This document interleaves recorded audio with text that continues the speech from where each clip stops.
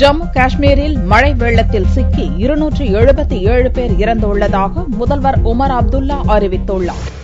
ஜம்மு காஷ்மீர் மாநிலத்தில் 100 ஆண்டுகளில் இல்லாத அளவுக்கு இம்மாத துவக்கத்தில் பேய் மழை கொட்டியதால் மாநிலத்தின் பெரும்பாலான பகுதிகள் வெள்ளத்தில் மூழ்கின.